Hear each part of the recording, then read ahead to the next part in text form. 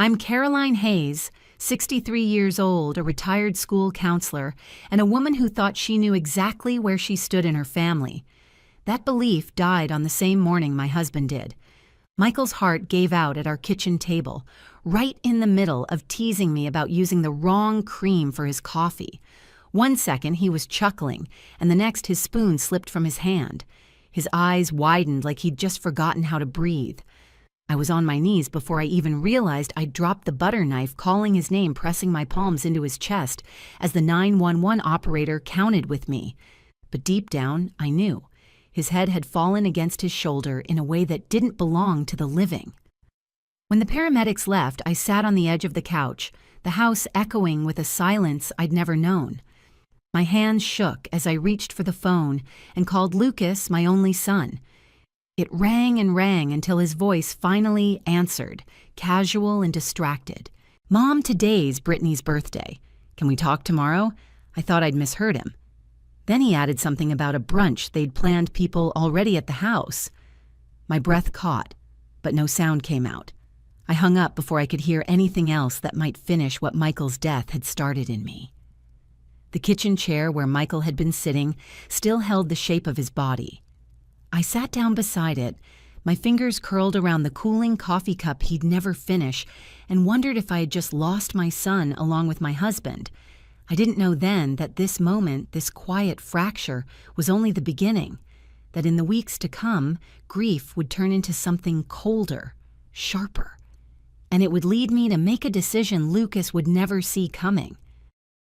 The church smelled of old wood and wax. I stood beside Michael's casket with my hands folded so no one would see them shake. People I hadn't seen in years pressed my fingers, kissed my cheek, and said the things people say when language isn't big enough. "He was a good man. He loved you. He'll be missed."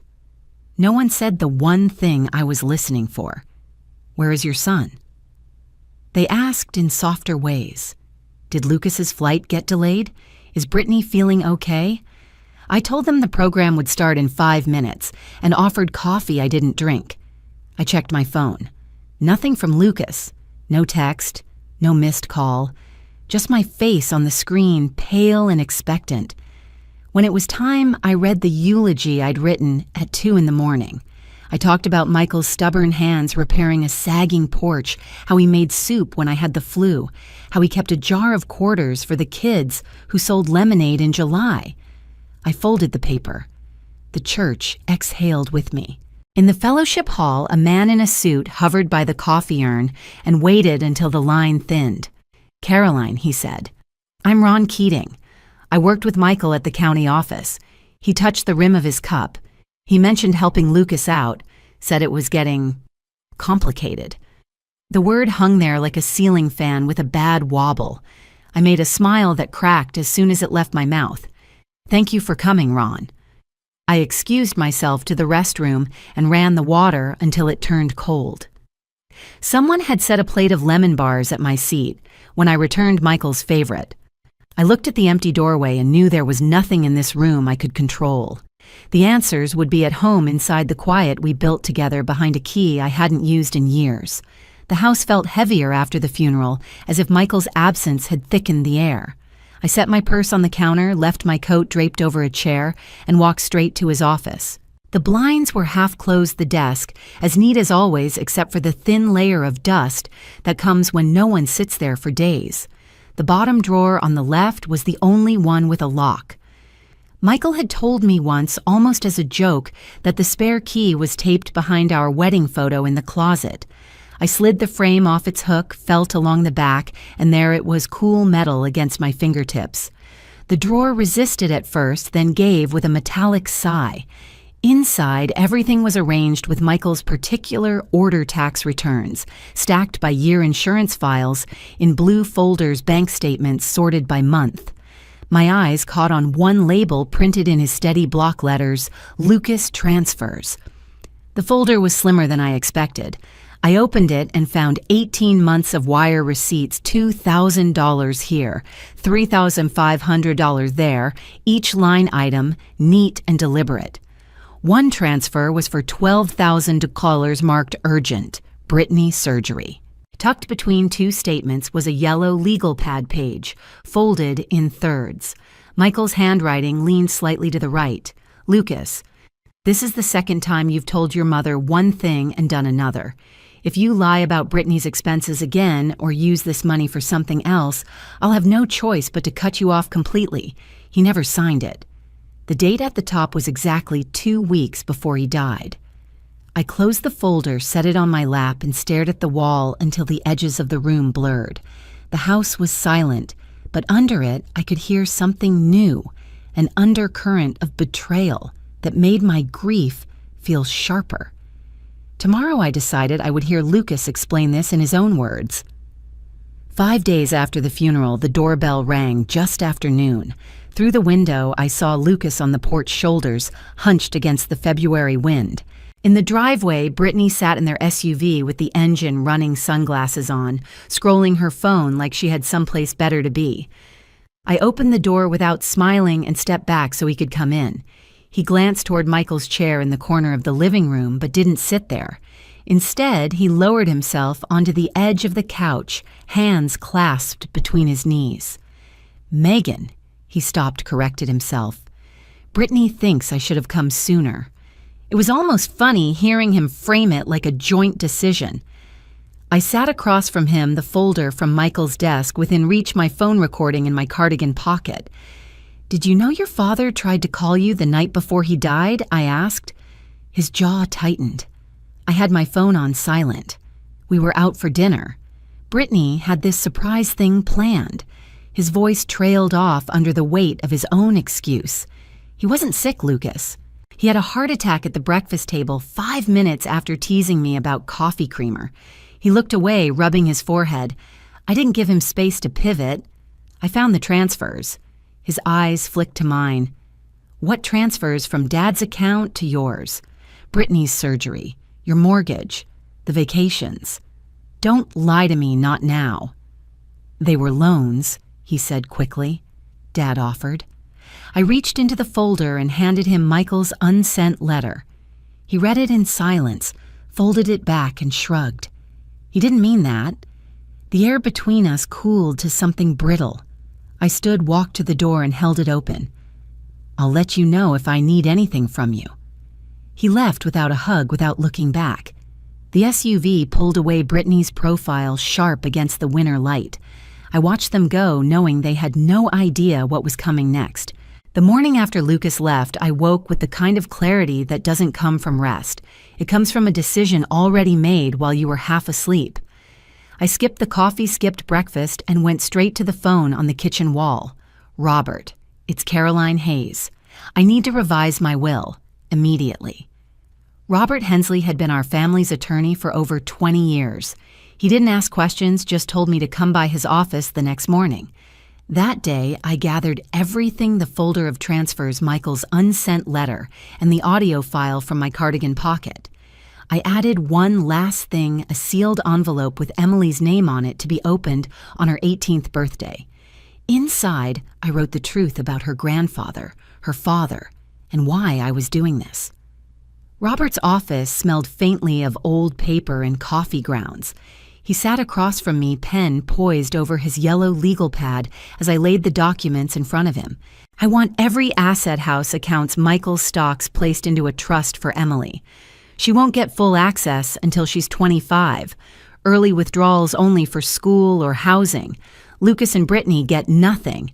And if they challenge the will, they lose visitation with Emily until the trust ends." Robert's eyebrows lifted, but he didn't argue. "We can make it airtight." For the next hour, we worked through the details. Each clause we added felt like a plank nailed across a doorway I no longer wanted them to walk through.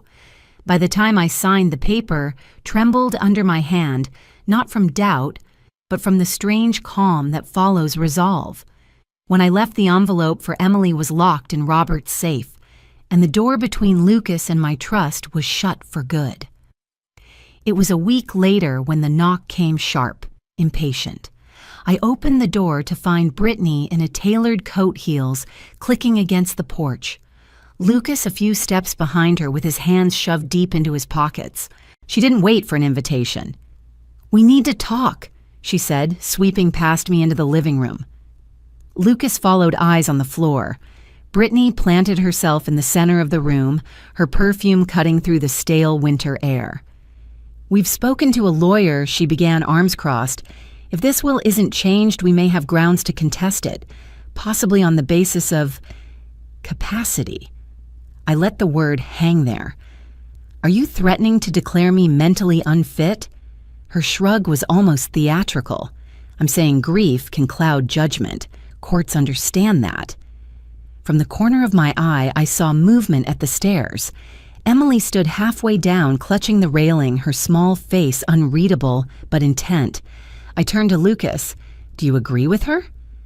His silence was its own answer. Brittany took that as permission to press harder. "You're punishing us for setting boundaries, for living our lives." My laugh was quiet, flat. "Boundaries, Michael died alone." Lucas. His own son didn't come to the funeral. And you're worried about an inheritance. Emily's grip tightened on the railing. Brittany noticed her, then stiffened and muttered, "She doesn't understand. She understands more than you think," I said, walking to the door and holding it open. Lucas hesitated but finally stepped out. Brittany lingered one beat longer, like she had something else to say, but thought better of it. When the door closed, the house was silent again, except for the creak of the stairs as Emily slipped quietly back to her room. 3 weeks passed without a word from Lucas or Brittany. Then on a gray Thursday afternoon, I found a plain white envelope in my mailbox. My name was written across the front in Emily's careful looping handwriting. No return address, no stamp. Inside was a small black flash drive and a single sheet of notebook paper. "Grandma, I believe you. I hear things when they think I'm asleep. I'm saving this in case you ever need help." I carried it into the house with both hands like it might break if I moved too fast. In the living room, I plugged it into my laptop. Folders bloomed on the screen, each labeled with a date. The first was an audio file, Brittany's voice sharp and clipped. "She's manipulating everyone with that will. If Emily sides with her, we'll pull her out of that school until she gets her head on straight." Another file held Lucas's voice low and deliberate. "Just let Mom run her game. If Emily plays nice, she can still help us later." Then came a video, shaky but clear enough to see Brittany at the kitchen sink, phone pressed to her ear. "If we push a little harder, she'll crack. Maybe get the lawyer to question her state of mind." Then the trust gets flagged. My hands tightened on the edge of the desk. At the bottom of the folders was a text document, just a few lines from Emily. "I know they're lying. I trust you. Please keep this safe." I copied the entire drive, twice one for Robert's office, one locked in my safe. For the first time since Michael's death, I felt something stronger than grief. I felt prepared. The mediation room was designed to feel neutral beige walls, generic framed landscapes, a glass table with bottled water lined neatly in the center. But everyone who stepped inside knew it was a battlefield. Robert sat beside me, the folder stacked in front of him. Bank transfers, Michael's unsent letter, my recording of Lucas and Emily's flash drive, labeled evidence. Across the table, Brittany wore a tailored blazer like armor, her hair pulled into a tight knot. Lucas sat next to her, looking 10 years older than he had last month, eyes fixed on the table. The mediator began with a calm introduction. "Let's start with why we're here." Brittany leaned forward. "This is about a grieving woman making irrational decisions. She's cutting her own son out of her will out of spite." Her voice had the polish of someone who'd rehearsed every word. When it was my turn, I didn't argue. I slid the folder across the table. "This is why." The mediator opened it, flipping through the transfers, the letter, the transcripts. Her expression shifted when she reached the USB. "Mrs. Hayes," she said to Brittany, "were you aware your daughter recorded statements about attempting to alter a legal trust?" Brittany's face drained of color. "She's 12. She doesn't understand context." Robert spoke up. "The recordings are clear. There's no context that changes their meaning." Lucas rubbed his hands together, avoiding my eyes. "I didn't know it had gotten that bad," he muttered. You didn't want to know, I replied. The mediator closed the folder. The trust stands. There is no legal basis to contest it. Brittany's chair scraped back hard. She walked out without another word. Lucas stayed seated for a moment, then left quietly, the door clicking shut behind him. For the first time in months, I felt the ground under my feet hold steady. Emily knocked on my door just after noon, her hair tucked into the collar of her coat cheeks, pink from the winter air. She was 18 now, taller than me, her shoulders squared like someone who had learned how to carry her own weight. In her hand was a thick envelope, my handwriting across the front still sealed after all these years. "I want to read it with you," she said. We sat together on the couch. She broke the seal carefully like it might crumble in her hands. 6 pages of my words unfolded into her lap. As she read, her eyes moved steadily, her lips pressed into a thin line.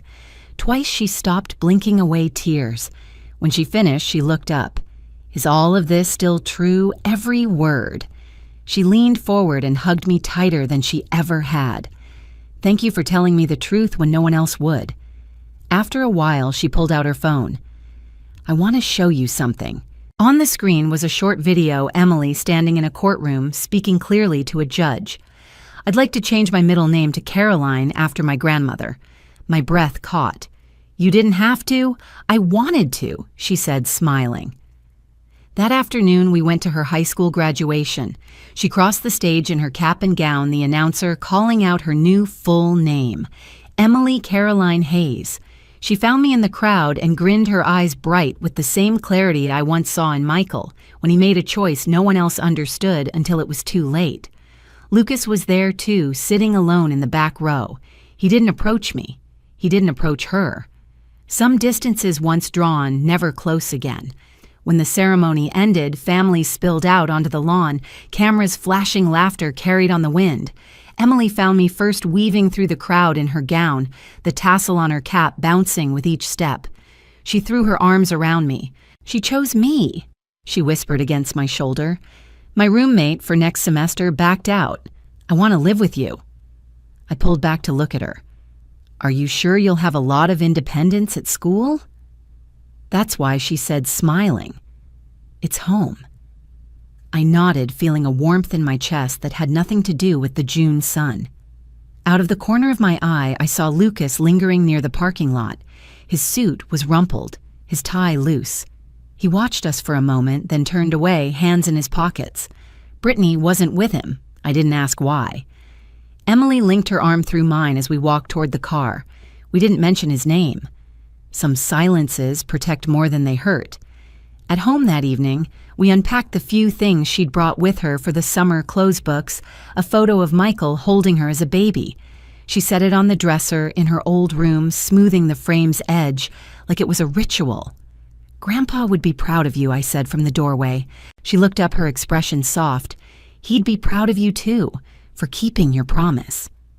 Later, as I washed the dinner dishes, I thought about how easily this could have been different, how one brunch, one absence had shifted the entire shape of our family, and how, in choosing to protect Emily, I had given both of us a place to stand.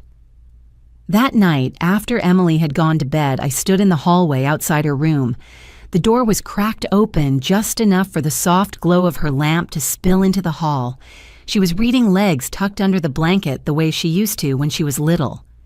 "You gave me a life I didn't even know I needed," she said suddenly without looking up from her book. I stepped inside, leaning on the doorframe. "You chose it, sweetheart. I just cleared the path." She smiled, the kind that holds both gratitude and understanding, and turned back to her page. I kissed the top of her head before walking back down the hallway. As I passed Michael's photograph on the wall, him standing in our old backyard sleeves, rolled up sun catching the silver in his hair, I touched the frame. "She's going to be okay," I whispered. "We're going to be okay." The house was quiet, but it wasn't the hollow silence of that morning he died. This was a different, quiet, steady warmth, like the pause between heartbeats. I poured myself a cup of tea and sat in the kitchen, the same table where everything had begun to unravel. Outside, the streetlight flickered on, washing the sidewalk in a pale glow. Emily's laughter drifted faintly from her room, and for the first time in years, it didn't feel like a sound I had to hold on to in case it disappeared. It felt like it was here to stay. And maybe that was the real inheritance, not the trust, not the house, not the accounts, but the choice to protect what was worth keeping and to let the rest go without looking back.